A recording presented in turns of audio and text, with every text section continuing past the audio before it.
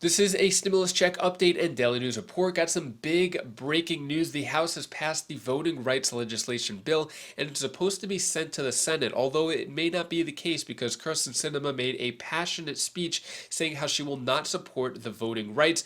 Joe Manchin praised Kirsten Sinema, and President Biden was really upset. I'll play you the video clips of Kirsten Sinema's speech and President Biden's reaction.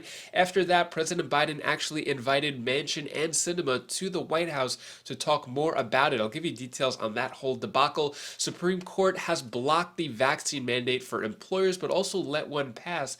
I'll give you the details on that. There's a new bill that's going to pass out N95 masks to all Americans. And also the latest stimulus check news like this. A new stimulus check program just opened for application and you had no idea. And this one, up to 100,000 Americans to get automatic stimulus checks in the next month. See if you're eligible to get $1,100, and I'll give you a lot of other important updates as well. Hope you're having a fantastic Friday. If you appreciate the fact-based, fast-paced updates, hit the like button down below. So Supreme Court blocks Biden COVID vaccine mandate for businesses, allows healthcare worker rules. So one got blocked, one got passed. So Supreme Court on Thursday blocked the Biden administration from enforcing its sweeping vaccine or test requirements for large private companies, but the conservative majority court allowed a vaccine mandate to stand for medical facilities that take Medicare or Medicaid payments, which is pretty much most or all hospitals. Smaller offices, maybe not so much.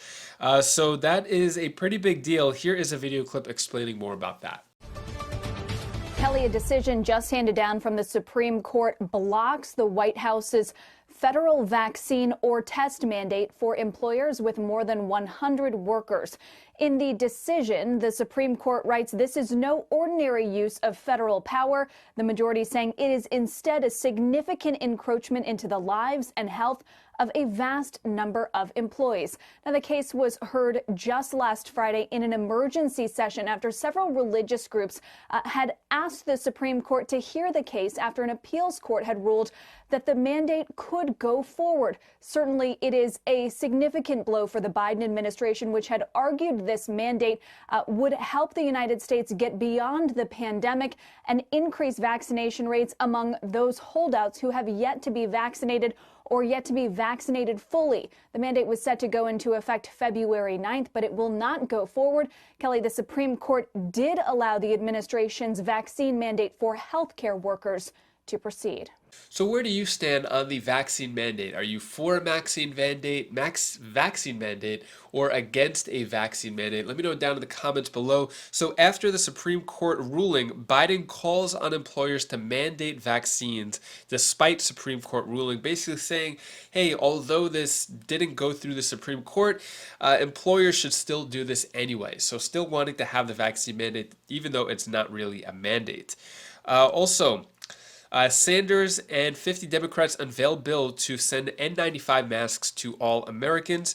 So Biden says says U.S. to provide high-quality masks for free to Americans. So basically, this bill is going to allow everybody in America to have access to N95 masks, which are the heavy-duty masks, which doesn't allow anything to get in. So that's actually what my wife has to wear at work because she's a nurse. So that's like a hospital medical grade masks. But let me know, if you got this for free, would you wear the N95? Do you wear an N95 now? Do you like N95s? Let me know your thoughts on this new bill down in the comments below. And then also, all right, so let's get into this. This is really juicy news right here. So House passes voting rights package, setting up Senate filibuster showdown. So the House has passed it, and as always, the problems happen in the Senate. So the voting rights, it's to make sure that states and cities can't change voting rights, also to allow the filibuster to be removed. So in the Senate, they don't need 60 votes. They could just do it by a simple majority where it's 51 votes. So that's what that's all about. So it passed in the House, which isn't too big of an accomplishment because usually all those bills pass in the House because the Democrats have a majority there. But Sinema rejects changing filibuster, dealing Biden a setback. So Senator Kirsten Sinema's comments came after the House approved a set of voting rights measures on a party line vote of 220 to 203. So party line meaning that all Republicans voted against it, all Democrats voted for it. So now it's going to get even better, or not better, but just more juicy. Joe Manchin praises Kyrsten Sinema's refusal to tweak filibuster as voting rights bill stymied. Joe Manchin, a key moderate vote for President Biden's legislative agenda, calls Kyrsten Sinema's speech excellent. So I'm going to play the speech right now, which Joe Manchin said was excellent, and this is the final blow to President Biden's agenda. And I'm going to play you a video clip of President Biden afterwards, really upset. First, here's Kyrsten Sinema. I share the concerns of civil rights advocates and others I've heard from in recent months about these state laws. I strongly support those efforts to contest these laws in court and to invest significant resources into these states to better organize and stop efforts to restrict access at the ballot box. And I strongly support and will continue to vote for legislative responses to address these state laws, including the Freedom to Vote Act and the John Lewis Voting Rights Advancement Act that the Senate is currently considering. I support these bills because they strengthen Americans' access to the ballot box, and they better ensure that Americans' votes are counted fairly. It is through elections that Americans make their voices heard, select their representatives, and guide the future of our countries and our community. These bills help treat the symptoms of the disease, but they do not fully address the disease itself. And while I continue to support these bills, I will not support separate actions that worsen the underlying disease of division infecting our country. The debate over the Senate's 60-vote threshold shines a light on our broader challenges. There's no need for me to restate my long-standing support for the 60-vote threshold to pass legislation. And there's no need for me to restate its role protecting our country from wild reversals in federal policy. It is a view I've held during my years serving in both the U.S. House and the Senate, and it is the view I continue to hold. It is the belief that I have shared many times in public settings and in private settings. Senators of both parties have offered ideas, including some that would earn my support, to make this body more productive, more deliberative, more responsive to Americans' needs, and a place of genuine debate about our country's pressing issues. And while this week's harried discussions about Senate rules are but a poor substitute for what I believe could have and should have been a thoughtful public debate at any time over the past year, such a discussion is still a worthy goal. But a discussion of rules falls short of what is required. American politics are cyclical, and the granting of power in Washington, D.C. is exchanged regularly by the voters from one party to another. This shift of power back and forth means the Senate 60 vote threshold has proved maddening to members of both political parties in recent years, viewed either as a weapon of obstruction or a safety net to save the country from radical policies, depending on whether you serve in the majority or the minority. But what is the legislative filibuster other than a tool that requires new federal policy to be broadly supported by senators representing a broader cross-section of Americans, a guardrail, inevitably viewed as an obstacle by whoever holds the Senate majority, but which in reality ensures that millions of Americans represented by the minority party have a voice in the process. What do you think about what Kyrsten Sinema said? Do you agree, disagree? Should there be a filibuster, meaning that the Senate should have 60 votes to pass something, or should it be a simple majority of 51 votes? Do you even care about this? Let me know down in the comments below. So after that speech, Biden said his bid to defend voting rights may be doomed after Kyrsten Sinema opposed changing the filibuster. So yeah, not only will the voting rights be doomed, but his entire presidency, since it was just resting on two big bills. Here is what President Biden has to say after that, and we'll talk more about it after. I hope we can get this done. The honest to God answer is, I don't know whether we can get this done. Is this mic on? I guess, anyway. Yeah. And I'm not sure either. But anyway, I hope we can get this done. But I'm not sure. But one thing for certain, Like every other major civil rights bill that came along, if we missed the first time, we can come back and try it a second time. We missed this time. We missed this time.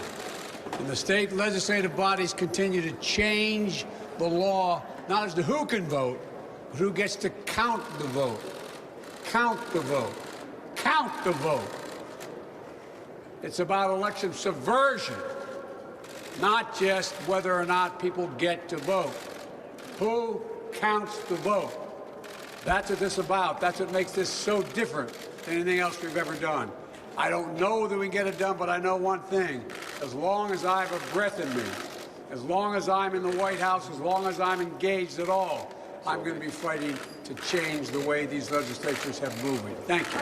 It seems like we have two different presidents. We have campaign Biden and President Biden. So you can see there, I feel like campaign Biden came out a little more passionate, a little more fiery, compared to President Biden, a little more subdued, reading the teleprompters and just kind of a little out of it. But there, it looks like he hasn't answered questions or spoke to the press in a while, but there he was extra fiery. What are your thoughts on that? So after Kirsten Sinema's speech, President Biden's reaction, Biden hosts Manchin and Sinema at White House to push for voting rights reform. So President Biden had them both come to the White House after Kirsten Sinema made a speech. President Manchin praised Kirsten Sinema. Yeah, so it's not looking good. So they came over to the White House on Thursday night to discuss voting rights after they reaffirmed their position to reforming the filibuster per White House. Biden and other Democrats want Senate's filibuster rules changed in order to pass voting rights legislation. So what they're saying is they never said, or what the White House spokesperson said, Biden had a candid and respectful exchange of views about voting rights with Manchin and Sinema, but we didn't hear anything else about it. And if Manchin and Sinema were magically on board with it, we probably would have heard that. So looks like they met as usual. Nothing really came out of it. Now, this is a big blow to President Biden's presidency because he was initially pushing the Build Back Better plan. That got delayed for 5 months. And then just in the beginning of January, they said, all right, we're going to take a break, or the Democrats said they're going to take a break from the Build Back Better, and they're going to focus on voting rights, have the vote on Monday, Martin Luther King Jr. Day, and then they were going to get back to the Build Back Better. Now, same thing happened with Build Back Better. It's kind of deja vu. Kirsten Sinema and Joe Manchin were not on board for the voting rights, just as the Build Back Better, and it crushed both bills. This is what President Biden's legacy was riding on, especially during the midterm elections coming up. This is not going to look good for Democrats. So I'll keep you updated on that, if they're going to go back to Build Back Better or if they're going to try to push forward on voting rights. So next, let's get into stimulus check news. Florida Democrat wins special election after promising $1,000 checks. So self-funder won primary in Deep Blue district by 5 votes. So she won by 5 votes in this.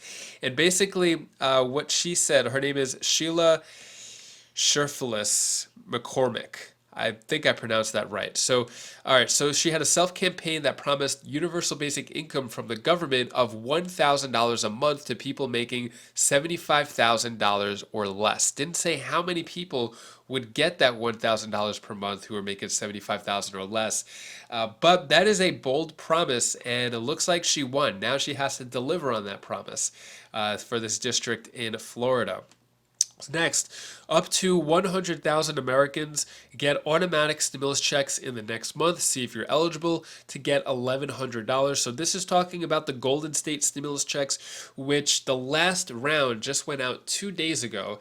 And that means if you're eligible for it, could get $1,100 or get $600, but those are going out. And there's big talks that there's probably going to be a third round of California stimulus checks because of the surplus that happened there. Also, Connecticut coronavirus stimulus check, about 200,000 families to get up to $1,000. So yeah, this is going on in Connecticut. And I know a lot of you keep saying like, oh, all these states are giving so much money. What about my state? Yeah, the news is coming out. There's still a lot of state and city and other stimulus programs going out, but I'll keep you updated. It's always changing on a daily basis. So Governor Ned Lamont recently announced that he had asked appropriate state agency to retroactively enhance the state's 2020 Earned Income Tax Credit. The Earned Income Tax Credit will increase from 23% of the federal credit to 41.5%. Eligible families could get an Earned Income Tax Credit of up to $1,000 depending on their income. The amount of enhanced credit that a family gets depends on the size of their federal credit. The IRS uses the taxpayer's income, number of qualifying children, and marital status to calculate the federal credit. So looks like there's going to be a retroactive credit, which sort of like a stimulus check, but that's what's going on for 200,000 people in Connecticut. Then a new stimulus check program just opened for applications and you had no idea. So what this is talking about is a mortgage assistance program. So this is the official website right here, ncsha.org/home